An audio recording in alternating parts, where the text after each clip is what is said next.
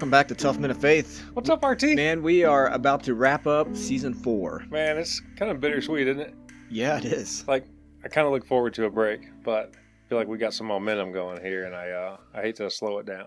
We're just talking off air like this is episode 78. Yeah. So, can you believe that? No, it started as... I thought it started as a joke. Yeah. Tell them how... I didn't realize you texted today, Blake and I. Yeah, so you approached me I think it was a Saturday. We were hanging out going to dinner or something, and you said, what would you think about doing a podcast? I was like, sure. I didn't know you did podcasts, but I'll come on and you can interview me or whatever. And I thought you meant like one episode, like, what would I talk about? I had no idea. But I thought, sure, I'll come on. I'll see your podcast and see what's up with it. And we got in there and started talking about it. And you're like, no, you and I are going to do this. Like, what? Yep. What are you talking about? And here we are, 78 episodes later. Yeah, we've spent a lot of time together now. We have spent a lot of time together, yeah. Yeah, I never had a desire to do a podcast. I had a few people was like, you should do a podcast. And I started a blog at one time just with some of my sermons and things. And okay. I didn't enjoy it at all. Yeah, right. Like this wasn't my skill sets. And people was like, you should do a podcast. Like, no. Yeah, and then talking to Blake, and it's like, well, we need someone else with me because I'm not talented enough to do it myself. Yeah. And Blake's like, look, I got the perfect idiot in mind. You're going to love this.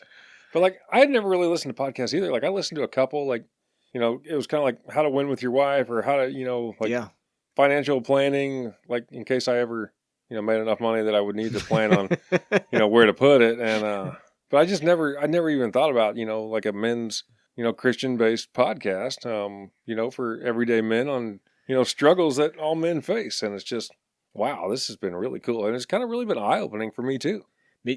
What's kept me going is just hearing from some of the guys. Like, it's just really you and I talking. And then this season, I've really enjoyed the guest. Like that's just brought a new dimension. We've always had a couple, but no, the guests this season were, just phenomenal. Yeah, right? for sure. Yeah, it was good. And I think we're going to have a lot more of that. What do we start with? We start with Taylor. We got Taylor Bell.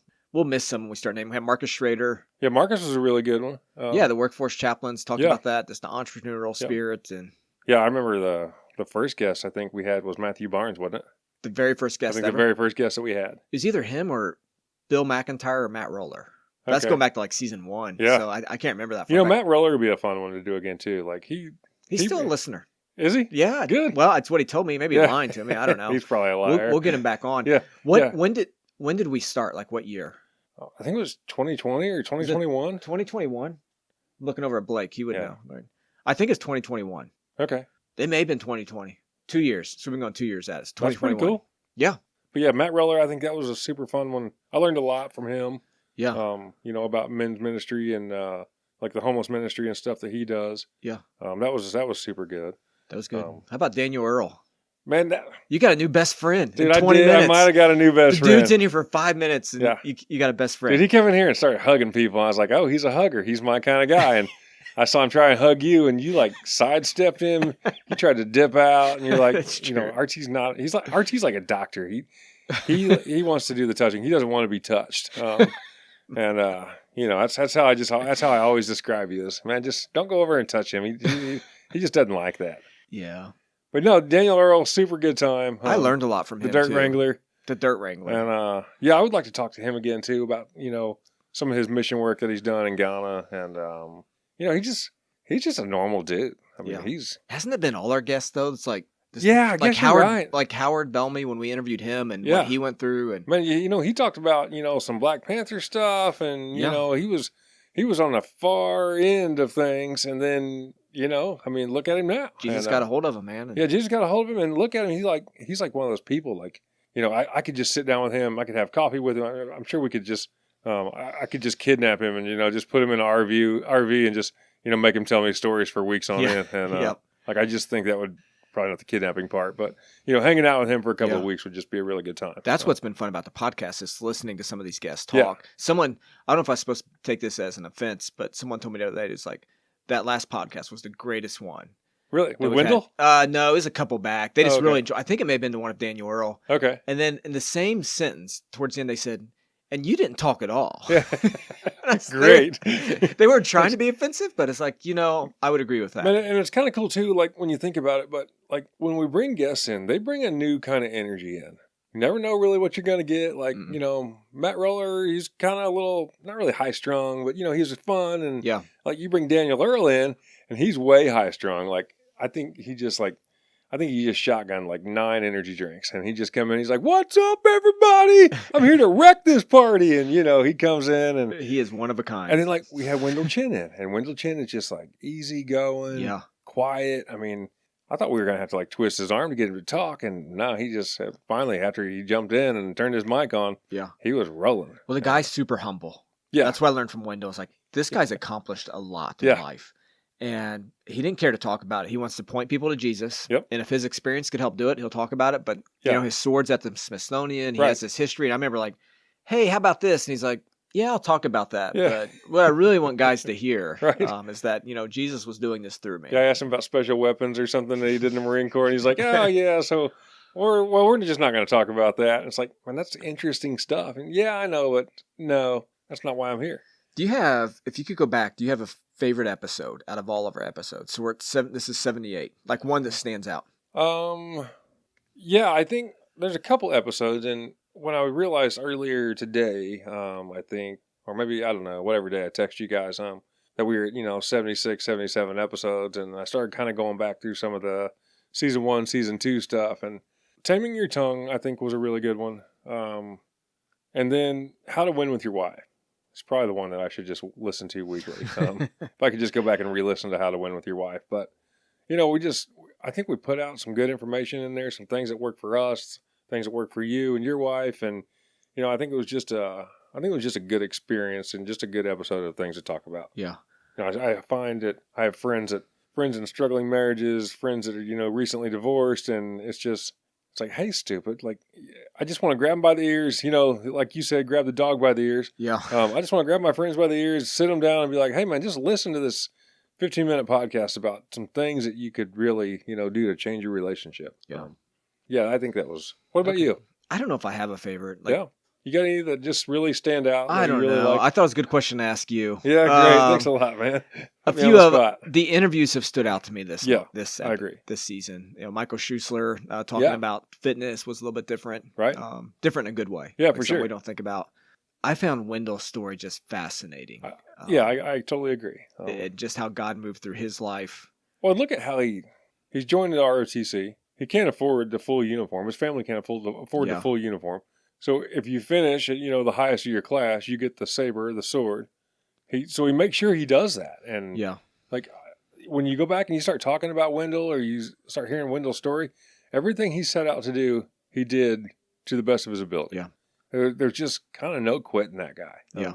That's true. That was something I really respected, like listening to him and talking to him. Is just there was no quit.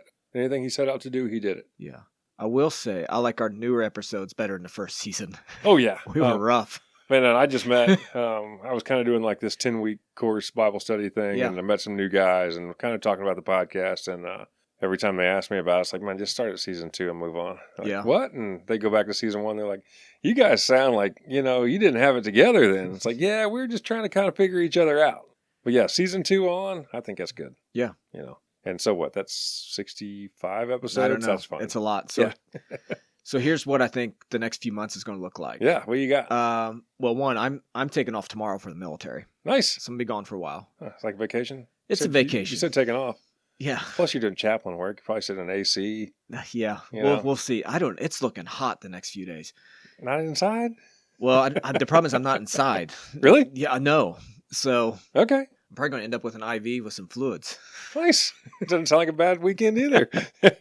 Not from one of those kind of weekends. It's like the Indy 500 weekend. They have these places downtown. Have you seen that? I didn't know that the other day, that you can just stop in and get an IV if you had a night out partying too much. I mean, you can do it for all kinds of other things too. Like, right. That's what they were advertising. Like if you're sick or like you got the flu coming on or you've had a cold or something, you can go in there and tell them all your symptoms, and I guess there's some make-believe doctor that works in there that Googles what you need and gets you an IV. Yeah, loads up the IV for you. And all right. Anyways, so I'm going to be gone for a while. You got some things going on if you're work. Yeah, right. Some changes going on. Yeah. And so we're going to take a couple months off. Yeah, I think 6-8 weeks, something like that. Yeah, and then we're coming back. It's like we're taking a summer break. A summer break. It's like school's out for summer. And to kind of redirect some things. Yeah. So we're coming back with Tough Men of Faith.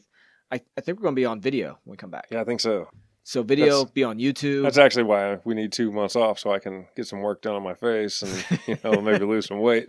Because this is not a face that's made for TV. Well, you got 2 months to get it ready. Yeah. So we're going to be on YouTube, and then maybe there's some other things with maybe a Facebook group or something. Okay. So really just pushing out some new stuff. Yeah. Got some pretty exciting interviews we're working on. Yeah. I got an interview lined up for next season. I haven't told you yet, but you're just going to have to roll with it. You can't say no now. He's already committed. Usually when you say let's roll with it, I'll do it. But right. There's some hesitation in it. Oh yeah, I heard the hesitation in your voice. You're gonna be fine. All right, so that's coming back. So we're not going anywhere for good. Right. We're going anywhere for a couple months. Yeah. And then we're changing some things, changing directions a little bit. Maybe getting some better talent, at least some better looking talent. And no, the talent's staying. Like you and I are both here. Yeah, it's gonna be a really good time. So yeah, enjoy your summer. We're gonna enjoy ours. Yeah, go back and listen to some old episodes. Yeah, for sure. And one thing I've really been thinking a lot about here lately is just continue to improve on yourself. Even if you just make yourself 1% better each day. Just have a small goal and small victories and just continue to improve on yourself, your marriage, your household, your life, your job. Just 1% better. Yeah. Here's what I was thinking today is we put quite a bit of time into this. Yep. I mean, a little bit.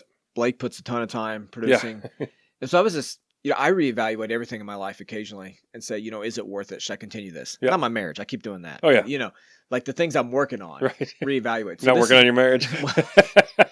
You know what I'm saying. I do know what you're saying. Thankfully, my wife doesn't listen. Yeah. So this is one of the things that I looked at, on my schedule. Is it worth it? Yeah. And I look at where society was at 2 years ago when we started this. Right. And we said, hey, society really needs resilient, tough Christian men, bold in their faith. Yeah.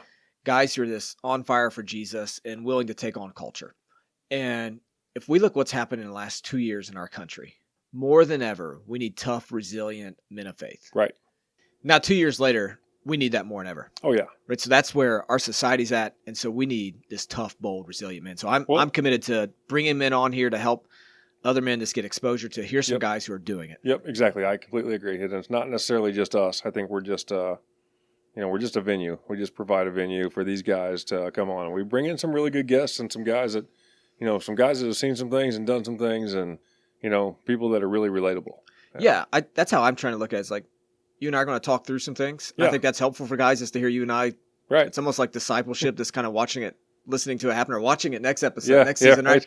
But then also this a catalyst to, we're going to introduce you guys to some other guys who are saying, hey, they're not perfect, but buddy, they're doing something. They're doing it. Right. They're out there living it out. Yep, exactly.